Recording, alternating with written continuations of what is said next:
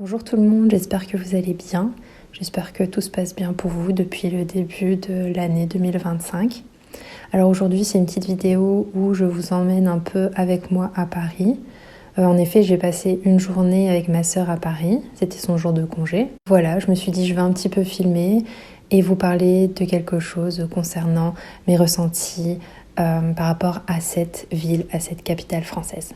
Donc dans ma vie, j'ai de temps en temps été à Paris, pas si souvent que ça, je connais pas très bien, mais je sais que j'ai remarqué qu'à chaque fois que j'y allais, je ne me sentais pas très bien. Dans le sens où j'ai la sensation de ne pas vraiment avoir confiance en cette ville. Ça a l'air un peu bizarre et un peu ridicule de dire ça, je pense, mais c'est vrai que c'est pas un endroit où je me sens bien, où je me sens en sécurité, où je me sens à l'aise et où, voilà, tout simplement, j'ai confiance. Et ça, c'est par rapport à ce que j'ai vu, ce que j'ai ressenti, ce que j'ai entendu, les choses voilà, que d'autres personnes ont racontées, que ce soit moi ou en général. Voilà, il y a plein de petites choses qui, en fait, se sont coincées dans mon cerveau et qui font que voilà, à chaque fois que j'y suis, je suis pas sereine. Et le fait d'avoir quelqu'un de confiance à mes côtés quand j'y suis, quand je marche dans la ville, quand j'explore un petit peu, quand je prends des photos, quand je découvre voilà des endroits tout à fait charmants, eh bien ça me rassure, ça me fait du bien. Parce que si j'avais dû passer la journée toute seule à Paris, j'aurais pas ressenti de plaisir, j'aurais pas ressenti voilà des bons sentiments par rapport à cette expérience. Mais le fait d'avoir été accompagnée par ma sœur, ça a tout changé évidemment. Et c'est hyper intéressant parce que elle y habite voilà depuis quelques années déjà et elle a les codes et elle sait comment se comporter à tel moment, etc. Et je suis assez choquée parce que moi j'ai toujours peur de me faire par exemple voler mon portable. C'est une chose qui m'est déjà arrivée par le passé mais pas en France quand j'étais fille au père au Pérou et ça m'a vraiment traumatisée, donc c'est quelque chose qui me fait peur. Rien que le fait de me dire que quelqu'un peut d'un moment à l'autre s'emparer de mon téléphone et se casser avec, franchement ça me fait peur quoi. Là, on voit un moment où je suis dans le salon de coiffure où travaille ma sœur et elle s'apprête à me faire une coiffure magnifique. Elle a aussi coupé les pointes et tout, donc je me suis dit, je vais filmer ça aussi, c'est tellement passionnant. Mais ma sœur est vraiment trop douée en coiffure et j'ai beaucoup de chance de la voir et qu'elle s'occupe de moi de temps en temps, c'est magnifique. Donc voilà, Paris, c'est pas une ville où je pourrais habiter comme je ne pourrais jamais habiter à New York, certainement pas à Los Angeles, certainement pas dans des villes qui, pour moi, sont des villes où peut-être que j'ai de la merde, mais pour moi, c'est des villes où tu dois avoir confiance en toi. Tu dois en fait être dans ta bulle et être assez, intelligente émotionnellement aussi pour ne pas faire attention à ce qui se passe autour. Parce que je ne sais pas si vous êtes déjà allé à Paris, mais en fait, il y a du bruit, il y a des gens partout. Faut faire attention à énormément de choses. Voilà, ça, c'est plein de stimulations différentes et voilà, et plein aussi, c'est intéressant parce que c'est aussi un endroit où tu as énormément de pauvreté et énormément de richesse. Et en fait, ce qui me gêne un petit peu avec cette ville, mais peut-être que voilà, c'est ce que je ressens depuis quelques années, mais c'est peut-être pas un sentiment qui va perdurer toute ma vie. Peut-être qu'un jour, voilà, je tomberai amoureuse de cette ville, de l'environnement et que j'adorerais y aller et j'adorerais m'y rendre toute seule et j'y serais bien parce qu'il y a énormément de personnes qui adorent cette capitale, qui la trouvent vraiment magnifique et où il y a tellement de choses à faire et je suis d'accord avec ça. Mais voilà, en gros, j'avais envie de dire que quand je suis là-bas, j'observe un petit peu les personnes et je vois un petit peu comment certaines se comportent. Et c'est vrai que de ce que j'ai vu, du peu que j'ai vu, c'est pas des personnes avec lesquelles je me sens à l'aise non plus. J'ai l'impression qu'on est vraiment dans un monde différent.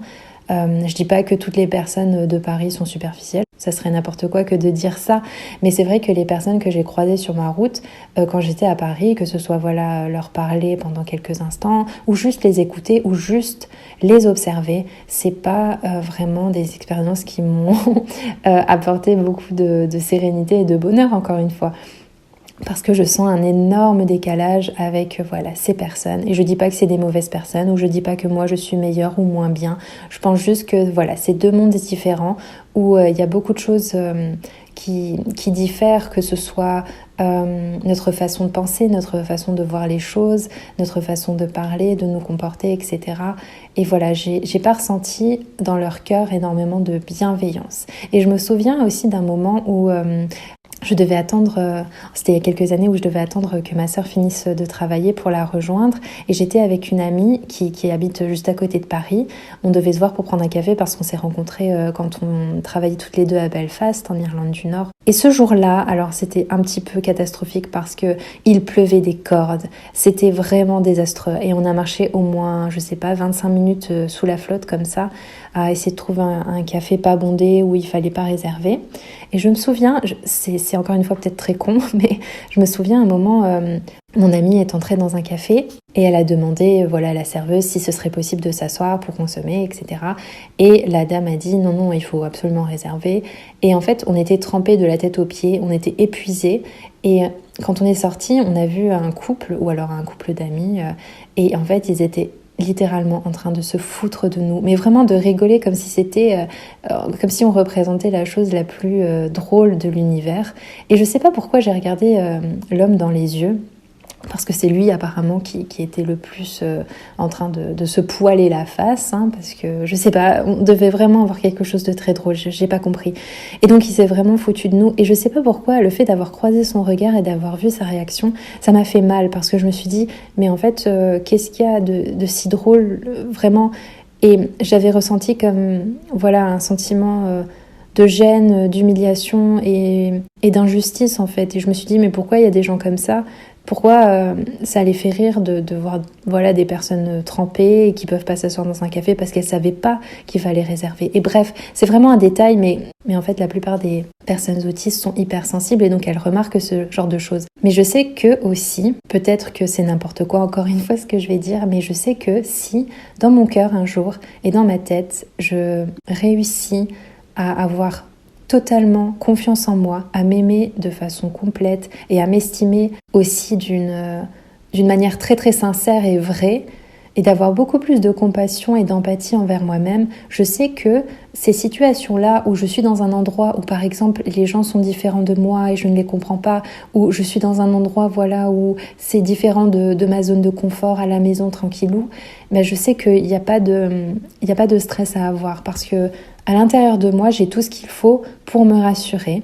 Et j'aime énormément, je crois que je l'ai déjà dit, l'actrice et la chanteuse Cynthia Erivo, parce que quand vous l'observez, si vous regardez des interviews, quand elle parle, etc., elle est à ce stade-là, à ce stade où qu'elle soit, avec qui, peu importe avec qui elle est, je n'arrive plus à parler, eh bien, elle se sent en paix, elle se sent alignée, elle sait qu'elle n'a pas à jouer de rôle, elle sait qu'elle n'a pas à paniquer pour une raison ou pour une autre parce que quoi qu'il arrive, elle saura mettre des limites, quoi qu'il arrive, elle saura dire stop, elle saura partir si vraiment ça va pas, elle saura s'exprimer sans agressivité, sans haine, sans, on va dire, sentiment qu'il faut en fait se défendre ardemment pour avoir notre place. Non, cette femme-là, par exemple, elle sait qu'elle a sa place. Où qu'elle aille, il y a de la place pour elle, parce qu'elle se donne l'autorisation d'avoir cette place, et tout simplement,